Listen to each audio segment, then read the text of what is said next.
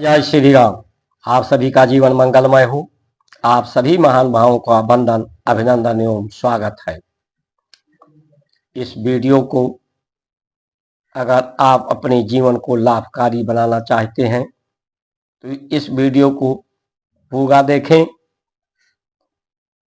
देख करके subscribe, like, share, follow, comment करके अपना सुझाव देने की कृपा करें।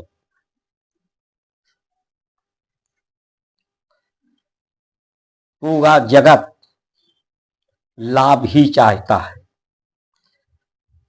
जो व्यवस्था लाभकारी होगा उस व्यवस्था, उस परंपरा को पूरा जगत अपनाने को तत्पर होगा।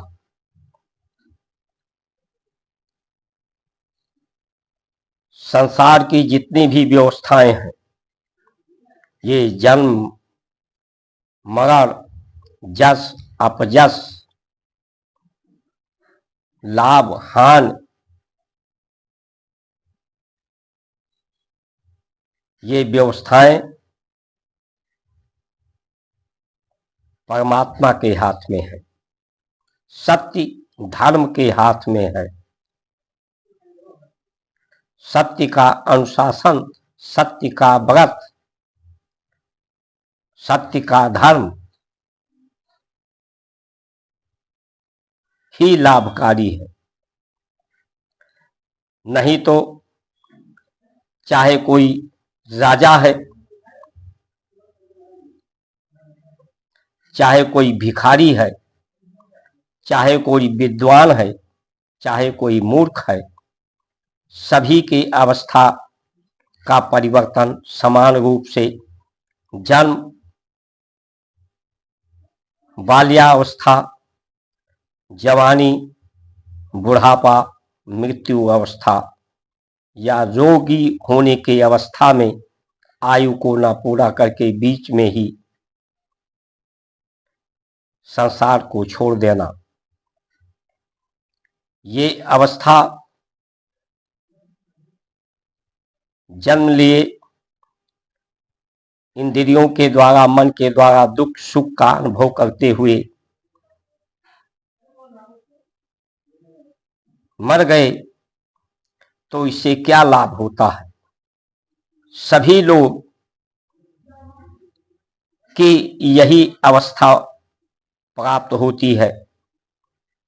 तो इसमें जो राजा हुआ उसे भी लाभ नहीं हुआ, और जो राजा नहीं बन पाए, राजा बनने का शोक जिन्हें रहा, संताप रहा, उन्हें भी लाभ नहीं मिलता है।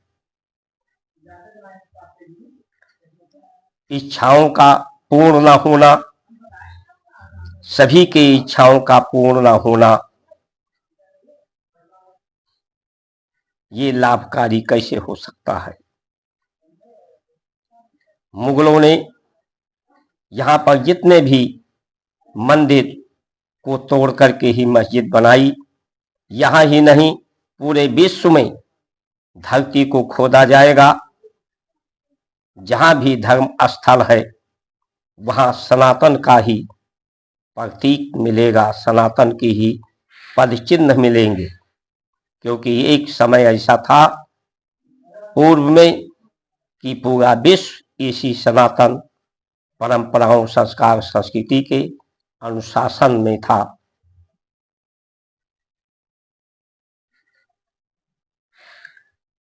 तो ये मुगलों ने क्यों जो है ऐसा किया, उसके पीछे का कारण यही था कि सभी के लाभ को, जो धर्म से लाभ मिलने वाला मिलता था, धर्म से सबसे बड़ा लाभ जो हानि है, वो हानि है वो धरती का गुण, जो गंध है, उस गंध को स्वाहा करके सुगंध में अवशेष को विशेष करने की पद्धति हमारी भारत की संस्कार संस्कृति की, यही जो गंध है, यही सबसे बड़ी गंदे विचार, गंदी भावना रोग शोक संताप को बढ़ाते हैं। ये भानु के प्रताप को कम करके शरीर के ताप को बढ़ाते हैं, जिसे संताप कहते हैं, जिससे राग होता है, रोग होता है, द्वेष होता है, ईर्ष्या होती है, भ्रम होता है, भय पैदा होता है, भ्रांतियां पैदा होती हैं।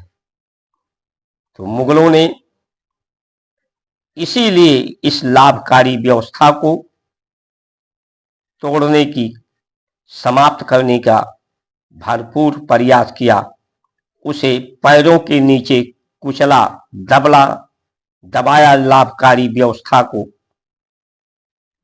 उससे जो लाभ मिलने वाला था, सबको निःशुल्क विद्या मिलती थी गुरुकुल के माध्यम से, जिसमें सभी तत्वों का विज्ञान था, सभी पदार्थों का विज्ञान था,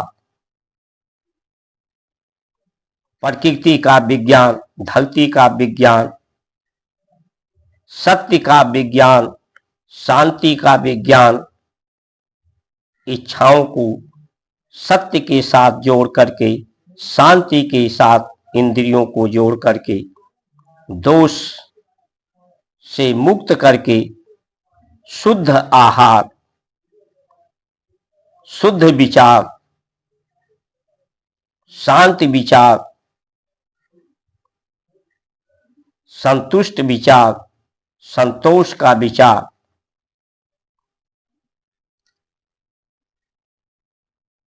निजी लाभ को प्राप्त करने के लिए सभी के लाभ को समाप्त करके निजी लाभ, और निजी लाभ किसी का कुछ होता ही नहीं है, क्योंकि निजता संसार में है ही नहीं।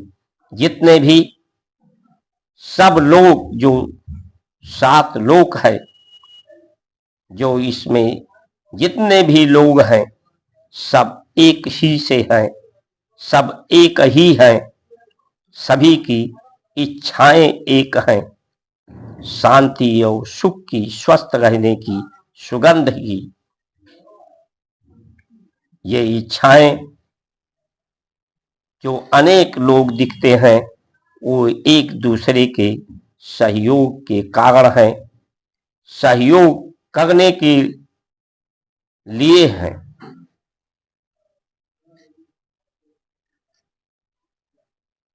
नहीं तो उन्हें मस्जिद ही बनानी होती तो मथुरा में उस समय क्या और जगह नहीं थी? मंदिर को ही तोड़ करके मस्जिद बनाने का क्या मतलब था?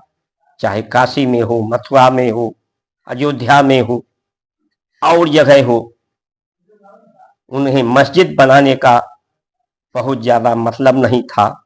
मतलब ये था कि इस लाभकारी व्यवस्था का पैरों के तरह से दमन कर देना, कुचक्र कर देना, और लालच, प्रलोभन के द्वारा, भ्रांति के द्वारा लोगों में को भ्रमित करके, झूठ फैला करके और भय दिखा करके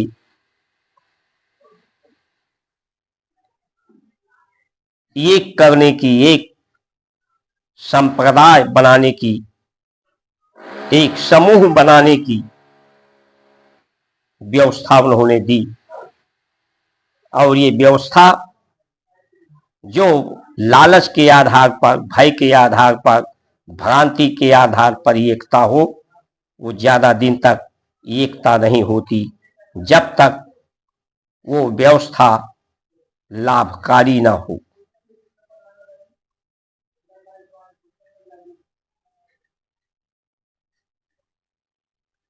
ये लाभकारी व्यवस्था स्वयं में सुधार करके, स्वयं में अनुशासन करके, स्वयं में नियंत्रण करके, दूसरे में सुधार, दूसरे पर नियंत्रण,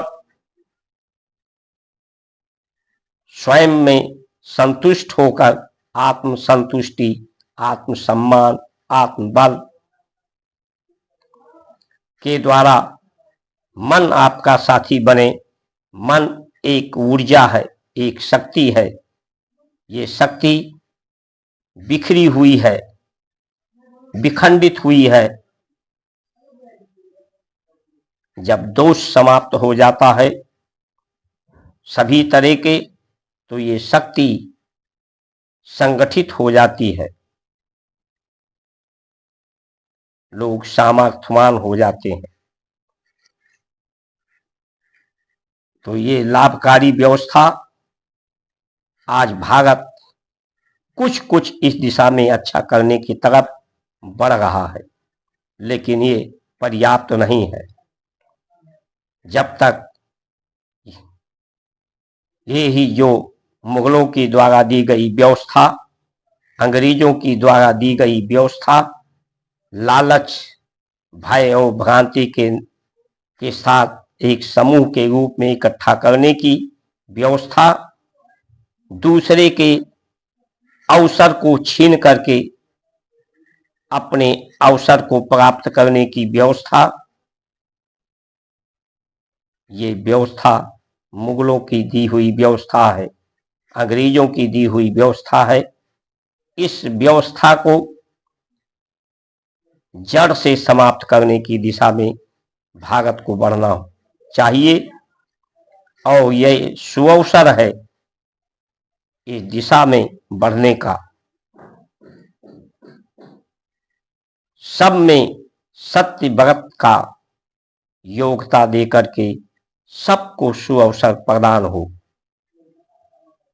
सुंदर अवसर प्राप्त हो, अवशेष का प्रबंधन सुगंध में हो और जीवन में कुछ शेष ना रह जाए, कोई इच्छा शेष ना रह जाए। श्रेष्ठ जो है वही श्रेष्ठ की अवधारणा को परिभाषित करते हैं, जो सभी की इच्छाओं को संपूर्ण कर सकें, संसार के गुणों की, कामनाओं, वासनाओं की इच्छाओं को शांत कर सकें, सत्य की इच्छा, सुगंध की इच्छा, संतुष्ट की इच्छा, संतोष की इच्छा, सहयोग की इच्छा, सत्कार की इच्छा, परमात्मा की इच्छा का सब सुनिश्चित रूप से पालन करें। इन्हीं वचनों के साथ आप सभी का सुमंगल कामना करते हुए जय श्री राम।